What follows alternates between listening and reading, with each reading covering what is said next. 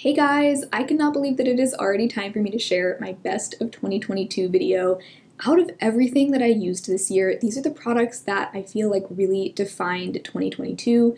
Whether they're products that I discovered this year or not, some of these are things that I've had for even longer than just this year.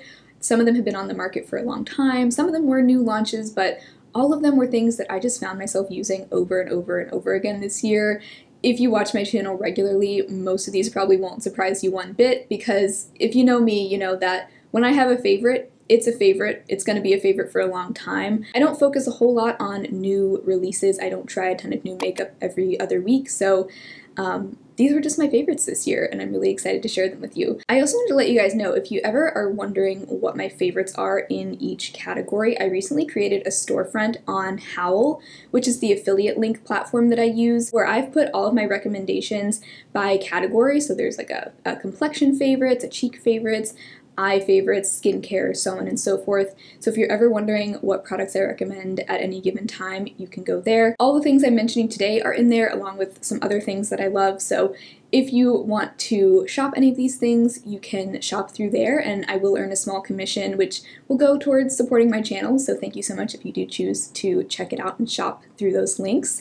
But let's go ahead and get into my 2022 favorites. First up, this is one that I did discover this year. This is the LYS Triple Fix Serum Foundation. I wear the shade LN3.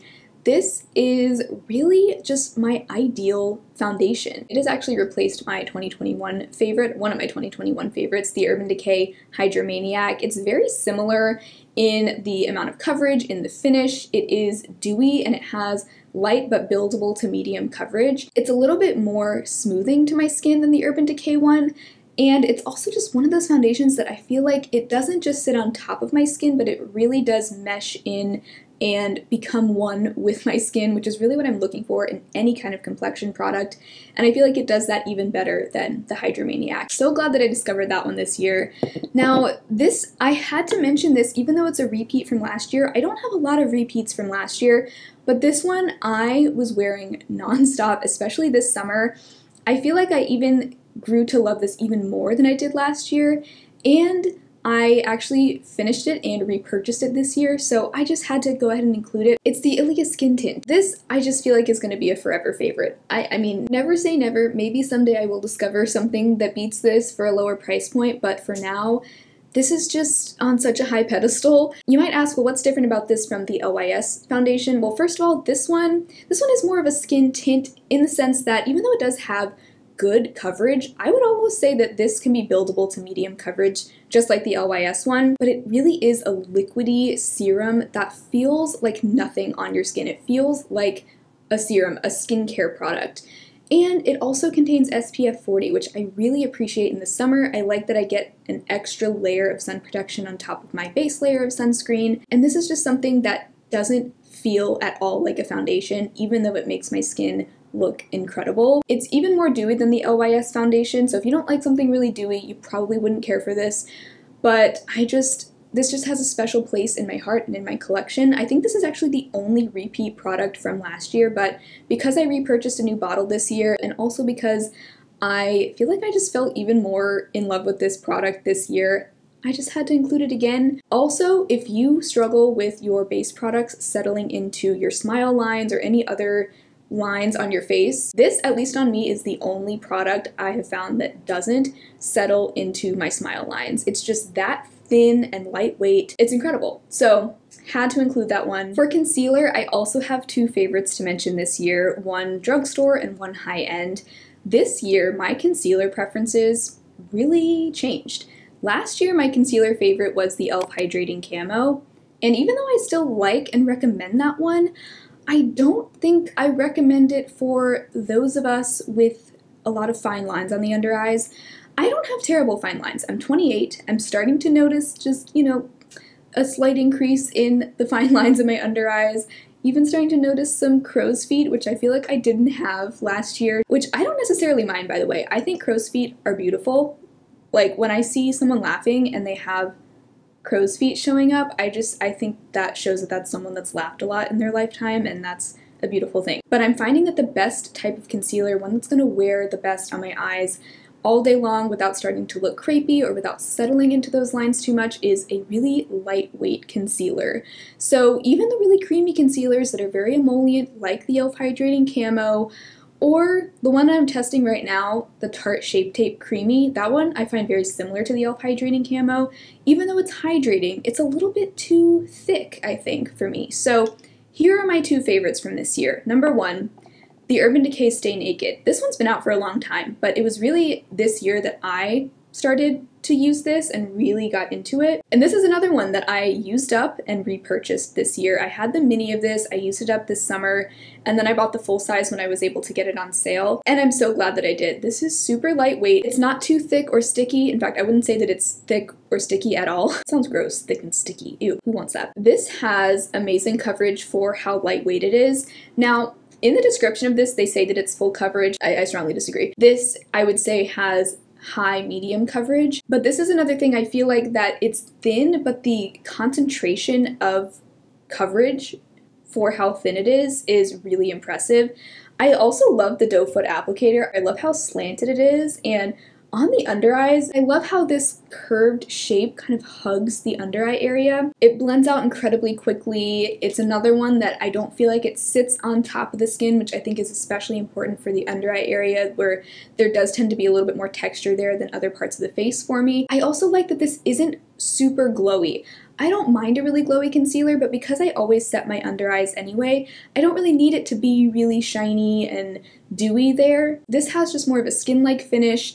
And because it's so thin, it doesn't settle into fine lines as much as other ones do, but at the same time, it just looks amazing on my under eyes. So I actually think that out of all my concealers, this is my current favorite. I love it. It never lets me down. But I do have a drugstore favorite. Now, this one I discovered somewhat recently, and I was almost thinking, like, should I include this? Because it's really something that I only really within the last month or so started to really appreciate, but I figured I would go ahead and include it because I can tell that this is going to be a long-term favorite. It's the NYX Bare With Me Concealer Serum. This is, you might notice a pattern here. I really like any kind of complexion product that has the word serum in it, I've found. I just feel like those are the ones that tend to sink into the skin really nicely rather than sit on top. And this I have found to like even better than the Kosas Revealer Concealer, which I do really like, but I think this one's better. Not only is it less expensive, it also comes with more product, and I'm not as concerned about this going bad as quickly as the Kosas one because it's not a clean brand. Kosas products do tend to go bad quickly, and I also feel like anything with an airless pump like this is just more sanitary, and it's less likely to go bad quickly. This is another really thin, lightweight formula. It feels more, not emollient, but just a little bit more hydrating even than the Urban Decay Stay Naked. It does have, before you set it, a little bit more of a dewy finish than the Urban Decay Stay Naked.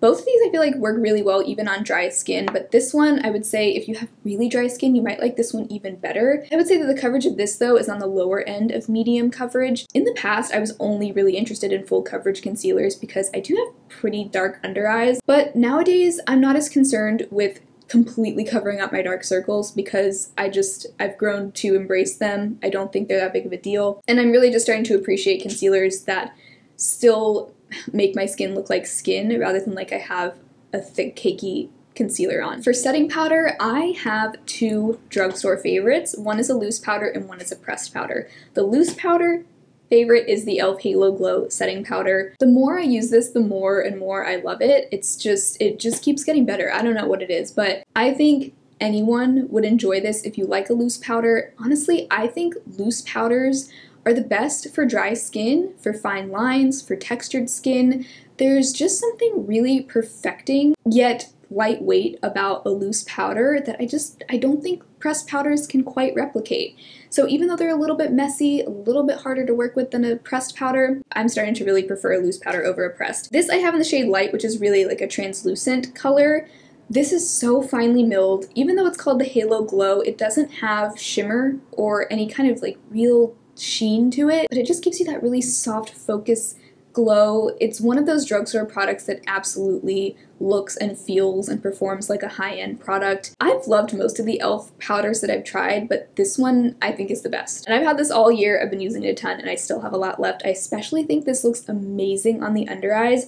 I recently compared this to the Kosas Cloud Set on either under eye, and this one looked so much better, so much smoother, so much less dry, and by the end of the day, that side just looked so much more fresh than the Kosas one, so I really can't recommend this highly enough. Now my pressed powder favorite is the CoverGirl Clean Fresh Pressed Powder. This one I actually used up this year, and I will definitely repurchase this. For a pressed powder, this one is also super finely milled, super soft and velvety, almost performs like a loose powder in pressed form. It's blurring, it's smoothing, it mattifies without making your skin look dry and cakey. It has a little bit of coverage, but it's pretty sheer coverage. I loved this. I loved every minute of using it, and I can't wait to buy it again. I think if you're looking for a good pressed powder, this is the one. The last of my base favorites this year, another one that probably won't surprise those of you who've been around for a while, but this is the Makeup Revolution Fix and Glow Dewy Finish Setting Spray. I think I bought this in March of this year, and I've already used up most of it, so I think that tells you everything you need to know. I have had this in my project pan for the last few months, but even before it was in my project pan, I'd already used up, I think, half of it at least. If you want a glowy setting spray that doesn't make your skin look or feel oily or tacky, this is the one. I will warn you, it does contain denatured alcohol, which I haven't really found to be an issue for me. I don't feel like it dries my skin out, and I do have pretty dry skin, but it doesn't seem to bother my skin. To me, this feels pretty hydrating while at the same time not leaving like an oily residue on my face. This they describe as an illuminating and hydrating makeup fixing spray. So fixing sprays, I think there's an important distinction between that and a setting spray. This isn't necessarily going to make your makeup last all day long, like something like the Urban Decay All-Nighter. Even though that is how they describe it though, I do feel like there is a little bit of a setting property to this where, probably because it does contain denatured alcohol, I feel like it does something to set my makeup into place, but it also gives your skin a beautiful glow. It does have little shimmer particles in it, extremely fine particles. Like, you're not going to see pieces of glitter on your face. Those particles really aren't detectable once this is on your face, but this is one of those things that you shake up and you'll see the sort of pearly, glowy finish in the bottle. And I just love applying this as the last step of my makeup if I feel like things are looking a little bit dry or just not perfectly meshed together. This completely fixes it, takes care of it, and makes everything look like 10 times better. It does have a scent to it. Normally I'm not a big fan of scented products, but the scent of this is sort of nostalgic for me. I can't really put my finger on what it reminds me of, but something from the early 2000s. Like, you know those roll-on body glitters that they would always have a little bit of a scent? That's kind of what this smells like. I'm sure that probably sounds disgusting to a lot of you, but I don't know. I kind of enjoy it. I just love the whole experience of using this, so that has absolutely been one of the top products of the year. Moving into the cheek category, this was really hard. I was tempted to have like 7 blushes on this list because I found so many blushes that I love this year, but I was able to narrow it down to 3, so I hope you're proud of me. Let me start with, I think this was the first one that I tried this year. This was one, I think I bought this at the same time as that Makeup Revolution setting spray.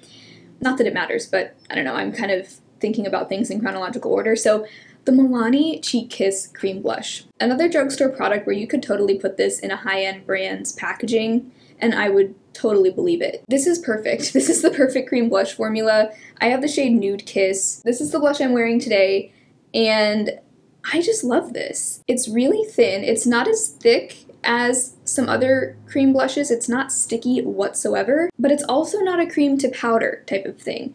This will stay a little bit juicy and glowy on your skin. There's absolutely no shimmer to this, but it gives your cheeks the healthiest look. And I mean, even after this has been on my face for 10 to 12 hours, first of all, it's still there, it doesn't fade, at least on me, but my cheeks still look so healthy and plump. I just can't believe how good this is. I also have to say I really appreciate that the writing has not worn off at all. I've had some other Milani products where the writing wears off pretty easily, like the Baked blush, but this one has stayed on really well, so I just feel like that gives it even more of like an expensive feel. I know you're not surprised about that one. You're not going to be surprised about these other two either. This year, I also tried quite a few Essence products for the first time. I hadn't tried anything from Essence in years, and they make so many good products, but this is probably the biggest standout to me. This is the Essence The Blush in the shade Befitting. I knew I had to include this just based on how much I have visibly used of this. You can tell this is very well loved. Even a chunk fell out of it earlier this year, and I'm actually really impressed that the packaging has held up. For some reason, I was expecting this packaging to break pretty quickly. So far, I mean, knock on wood, but it's held up really well and honestly still feels really sturdy. Very smooth, very creamy. It has a really subtle satin finish. I mean, it's effectively matte, like it's gonna look matte on your skin. So there's what that color looks like. Even just swatching it on the back of my hand just now, it just melted right into my skin.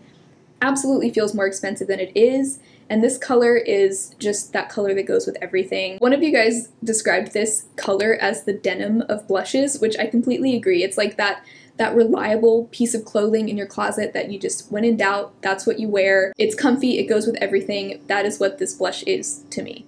All right, if things look a little different, I did have to take a little break to eat, and then they were cleaning the carpets in the unit next to us, and it was very loud. But we're back. We're back in business. But that was an awkward place to pause because I was in the middle of talking about the blushes. But the third blush that I wanted to share is, of course, the Kokie Soft Gradient Blush, specifically in the shade Bellissima. I also have the shade Star-Crossed, which I love, but Bellissima, this has been my go-to shade this year. I've been using it so much. I was loving it in the summer for that sunburnt, sun-kissed look, but also loved it in the fall, loving it now in the winter. I just think this is such a gorgeous color.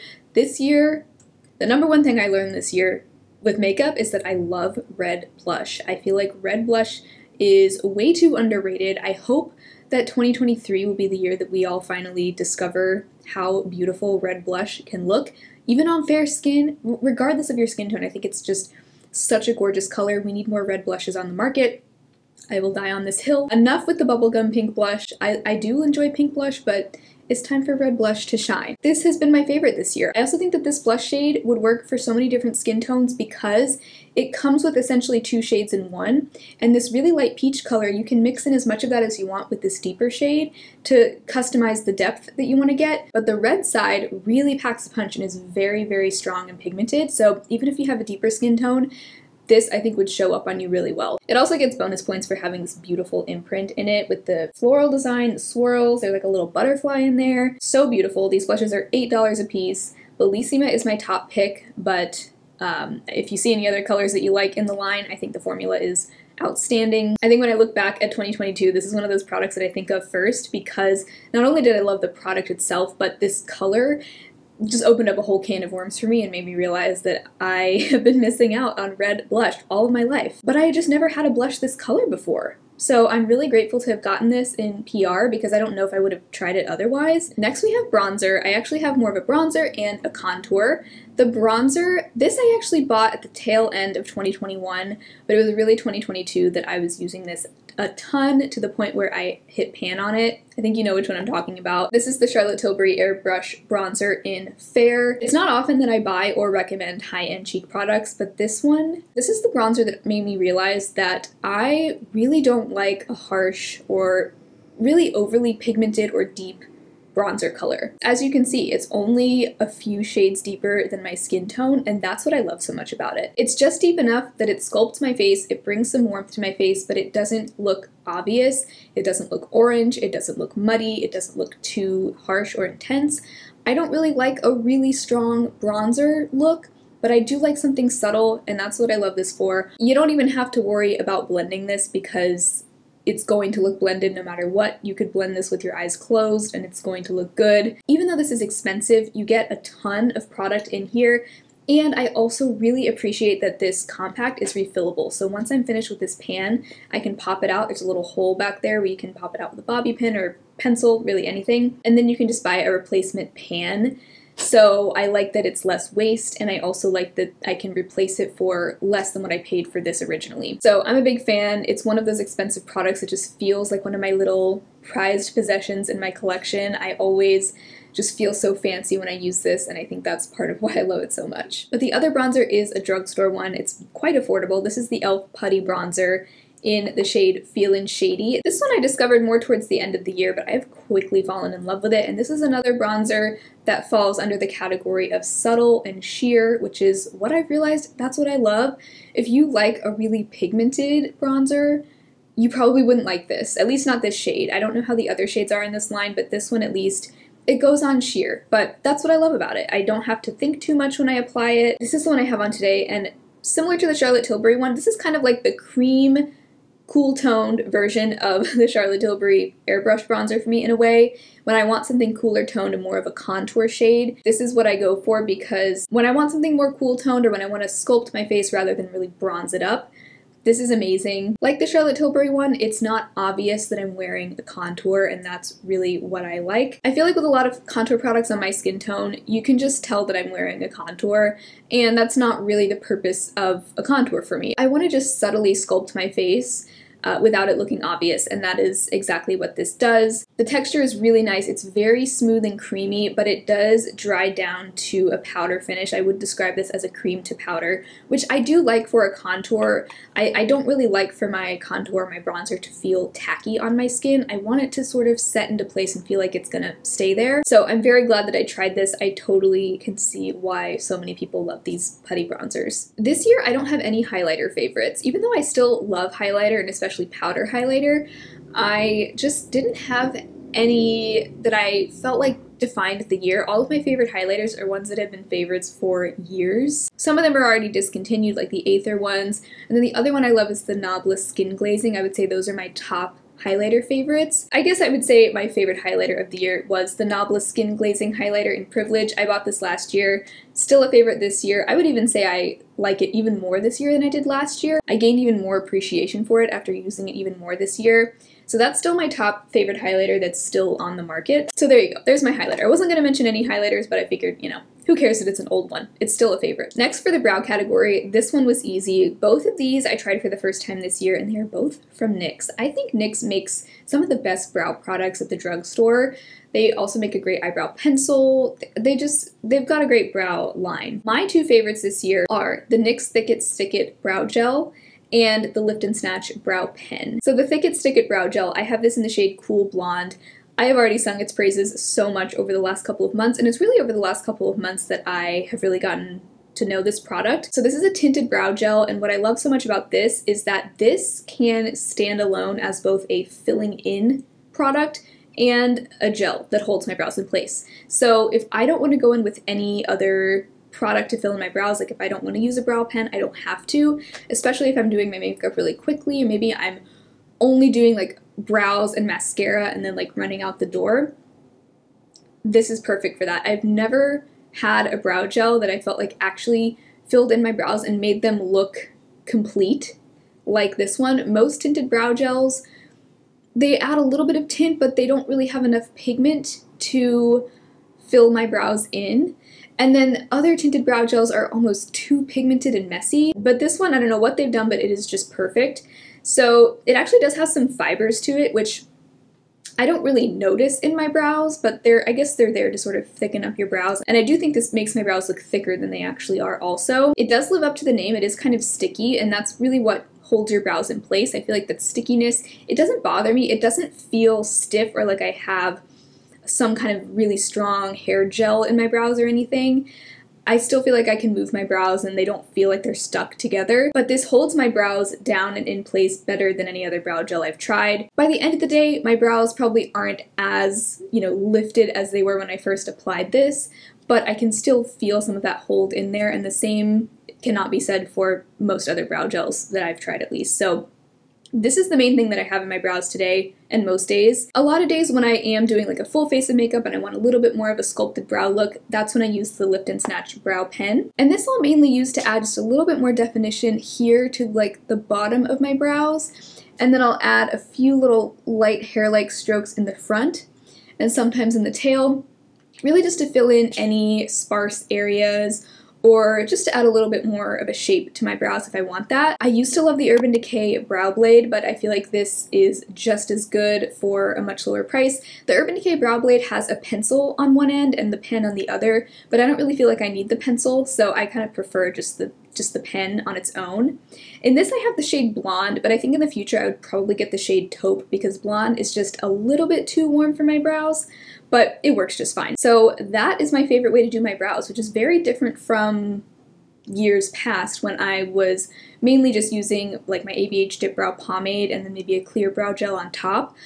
I've completely changed my brow technique and I love just the slightly more undone brow look that I'm able to get with this combination. For eyeshadow, you'll notice that this year was not nearly as palette heavy for me as years past, but I do have a couple of palette favorites and then some more single shadow favorites. Let's actually start with the single shadows. So first up, these eyeshadow sticks. These are the e.l.f. No Budge eyeshadow sticks. This year I really got into a one and done cream shadow. I can foresee that 2023 that trend will continue for me.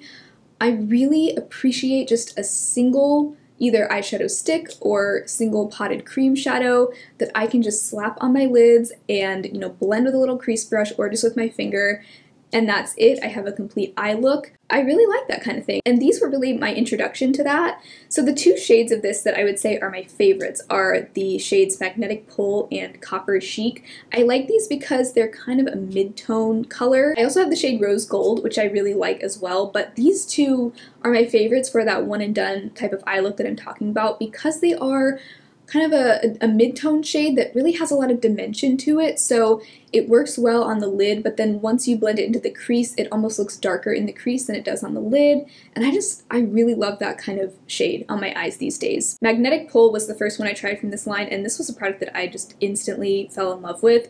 This is like your cool grayish taupe color. It has a satin finish. Then later I tried the shade Copper Chic, which is not, oh no. Did you see that? Seems like it might have come loose in there. I'll have to be careful with that. I might have to like melt it down and get it to stick back down in there, but this is a great warm brown. It's not too orangey copper. It's not like the color of a penny, which I was kind of worried it would be. It's more like a brown with a little bit of a copper shift to it, and it's a little bit more metallic than Magnetic Pull. I never used to wear this kind of color all over the lid, but lately that's been one of my favorite types of shades to wear. It's actually kind of what I'm wearing today. Today I'm wearing the Sultry palette, but I mainly just have one medium brown shimmer all over my lid, and I just love that kind of look. So I almost think Copper Chic is my #1 out of these. So I love the shades, but also the formula, unbelievable to me because these actually don't budge. They don't crease.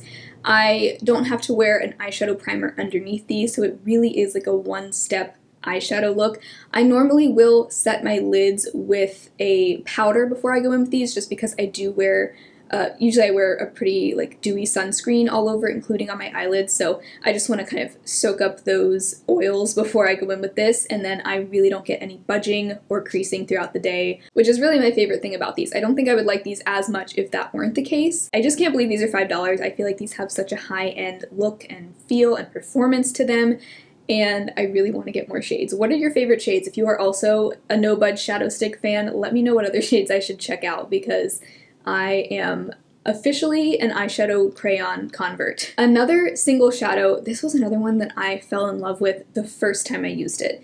This is the Flower Beauty Chrome Crush Pressed Pigment. I'm so glad that I bought this. I almost didn't get it. I've only had this for like 2 months now. Look at how much of a dip I already have in there. I've been using this almost every day. So this is really an eyeshadow topper. This reminds me, and this is probably why I love this so much, this reminds me a lot of the shimmers in the Urban Decay Stone 5s palette, which I love, but that's been discontinued for a while now. This totally mimics the texture and the look of those. It has that really gorgeous, translucent, wet look, and I will just about top any eyeshadow look with this just to add a little bit more sparkle and glitz to it. Now, one of you guys let me know, and this is a really good thing to be aware of. So when you look at these on the Flower Beauty website, some of the shades are described as shimmer and some are described as foil. So Quartz is one of the shimmer ones. I haven't tried any of the foil ones yet, but I think if you're wanting that sparkly, glitzy sort of finish, go for the shimmer shades. The foiled ones I've seen, I think I saw Kelly Gooch swatch the shade Jade, and that one did look like more of a smooth foil rather than a really translucent shimmer. So that's just something to be aware of.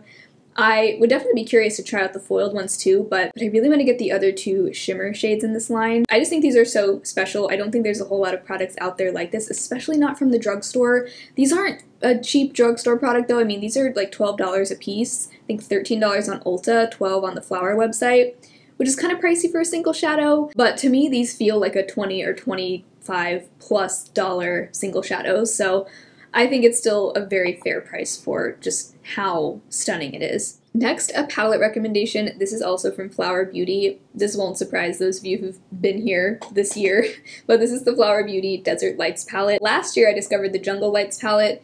This year I finally purchased the Desert Lights palette, even though I do think this launched in 2021. I was definitely late to the party on this, but I'm so glad that I finally decided to buy this. I was on the fence for so long because I just thought the shades in here looked like they were too similar to each other, but they're really not. In person, all of these shades are distinct from one another. They are all in that rosy, coppery, golden category, which is one of my favorite color categories to wear, so I don't mind that they're all kind of more on the neutral side because that's fine with me. They're shades that I wear a lot. If you're not familiar with this shadow formula, I think the swatches will tell you everything you need to know.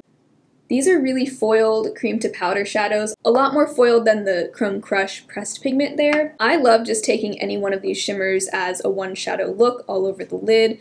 I also love wearing them together or as a complement to another palette, but I really think you can get a complete look with just this palette, even though they are all shimmers, because it has this really nice deep shade in it that at first I didn't think I was going to use very much, but I actually love this shade. It works really well for deepening up the outer corner or to wear as a liner. And you can pick up these shadows with your fingers or a brush. Usually I'll apply the lighter shades with a finger, but this deeper shade I usually will pick up on a brush, like a small detail brush or pencil brush, and that works great. So another one that's a little bit expensive for the drugstore, this is about $18, $18 or $19. Even though the price is a little bit higher than most drugstore palettes, I also think the quality of these shadows is way far above anything else that you can find at the drugstore. So highly recommend. That is actually the only pre-made palette that I am mentioning this year.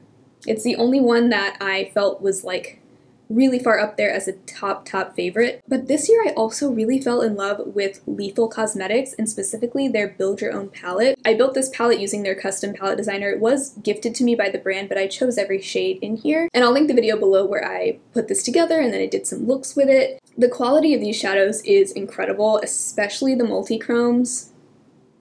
If you're looking for some amazing multi-chromes, check out Lethal. So I love these shadows. I also just love the concept of this, and building this palette earlier this year really solidified for me why I don't buy a lot of pre-made palettes anymore. Now that I created this custom palette, I've realized that it doesn't make a whole lot of sense to buy an already made palette that's been curated by a brand unless you just love every shade in that palette. So with this or any customizable or any kind of single palette that you create, no matter what the brand is, you can select exactly which shades are in there. So you can choose shades that you don't already have a ton of to fill in gaps in your collection. And because you selected every shade, you're probably gonna like every shade that you chose. But the other thing I love about the Lethal palettes is that this magnetic palette has an individual space for every single that you get, so it feels more like a real eyeshadow palette to me. I've mentioned before, but I really don't like the aesthetic of like a Z palette or magnetic palette with a bunch of just loose singles in it.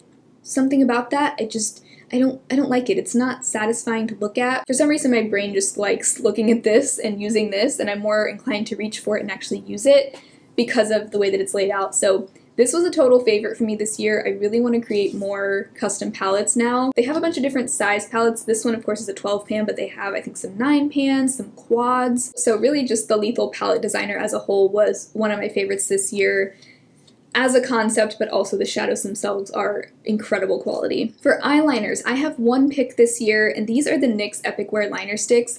These, for some reason, were not in my 2021 favorites. I think because I had only had one of them for like the very end of 2021, but earlier this year I bought 3 more shades, so I now have Rose Gold, Chill Blue, Periwinkle Pop, and Orange Zest, and I love these. These are just the best pencil liners that I've tried.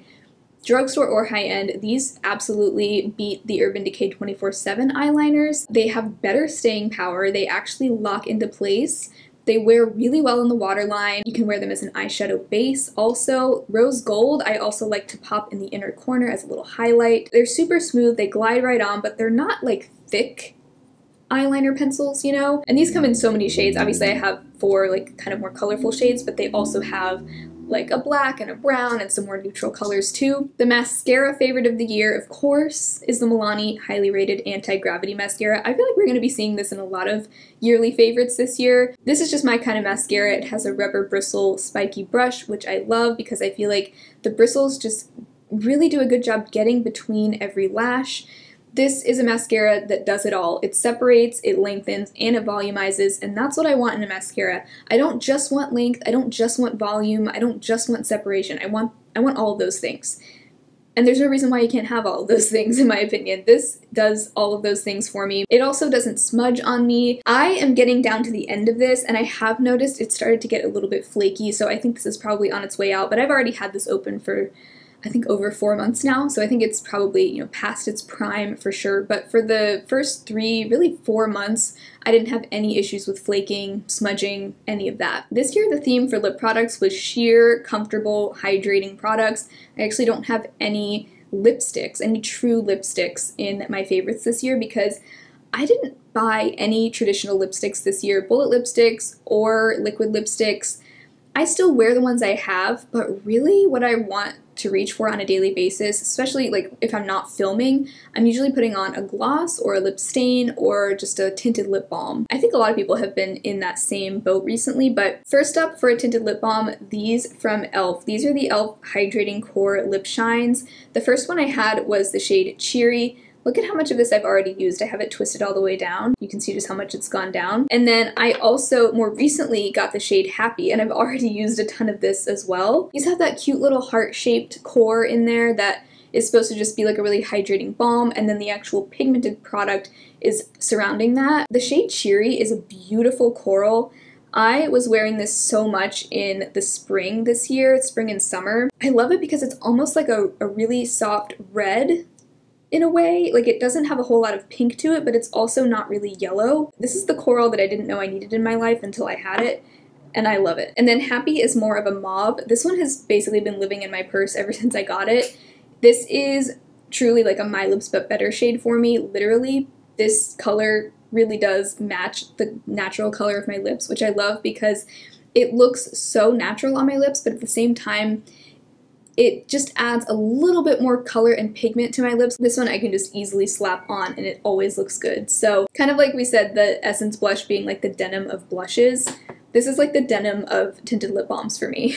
I can count on it to always look good on my lips. Next, for a lip stain, these are from ATHR Beauty, the Desert Rose Lip and Cheek Oil Stains. This is the one I've been wearing all throughout this video. It's the shade Wisdom, which this color I would describe as like a candy apple red. Just a great sheer red. These go on with a glossy finish, and they have a little bit of thickness to them. They're not just like a really thin oil that disappears into your lips within 15 seconds. When I read the name of these, I was worried they were going to be messy because when I saw the name oil and I saw how bold these colors were, I was worried that they were going to feather or drift outside my lips, because that's how a lot of oils act. They kind of just seep when they're really pigmented, but that has not been the case with these. These are so easy to work with. They have a really nice kind of chubby applicator with a little bit of a dip in the middle that holds onto the product. I would describe these as almost like an oil gel, so they have a little bit of thickness to them, and applying these to the lips is surprisingly easy.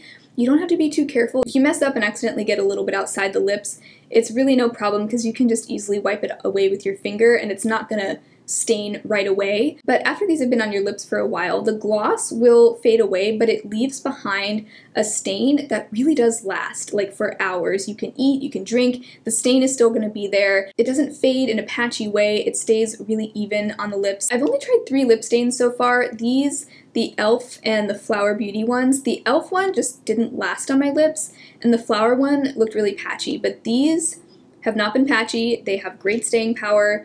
They're really comfortable, really user-friendly, and they double as a great liquid blush. They're equally easy to work with on the cheeks as they are on the lips.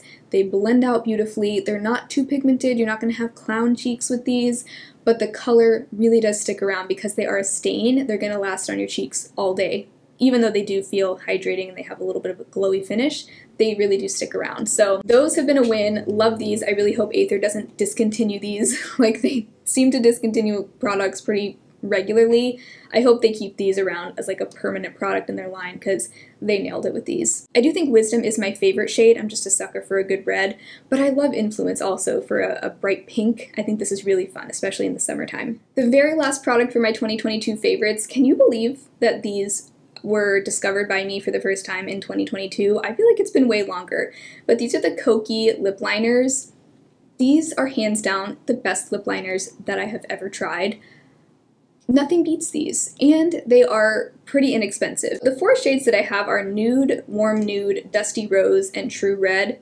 My favorite, my top favorite is Nude. A lot of nude lip liners, like nude, brownish lip liners, are too dark or too orangey on my lips.